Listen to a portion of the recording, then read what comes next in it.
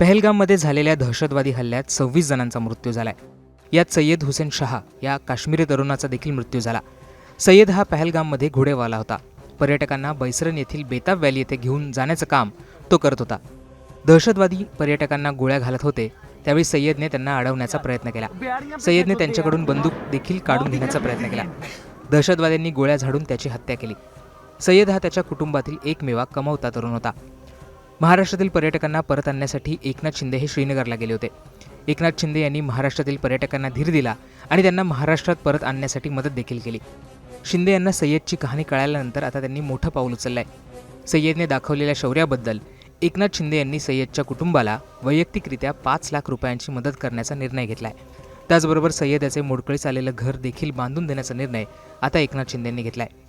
एकनाथ शिंदे यांनी Xavier post लिहित ही माहिती दिली आहे. शिंदे त्यांच्या पोस्टमध्ये म्हणतात, जम्मू काश्मीरमधील पहलगाम येथे पर्यटकांवर हल्ला होत असताना स्वतःच्या जीवाची पर्वा न करता पर्यटकांच्या रक्षणासाठी धावून जाणारा सय्यद आदिल हुसेन या अवघ्या 20 वर्षाच्या स्थानिक युवक दहशतवाद्यांच्या हल्ल्यात मृत्युमुखी पडला. धाडसाने दहशतवाद्यांना सामोरे जाणाऱ्या सय्यदचे निधन हे माणुसकीचे आणि शौर्याचे उदात्त उदाहरण आहे.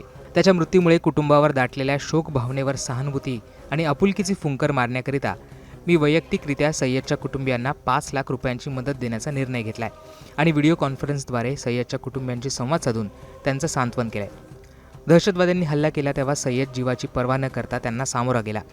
निष्पाप पर्यटकांना का मारता असं म्हणत त्यांनी दहशतवाद्यांना रोखण्याचा प्रयत्न केला, परंतु दहशतवाद्यांनी त्याची गोळ्या झाडून हत्या केली. सय्यद त्याच्या घरातील कमावता एकमेव होता.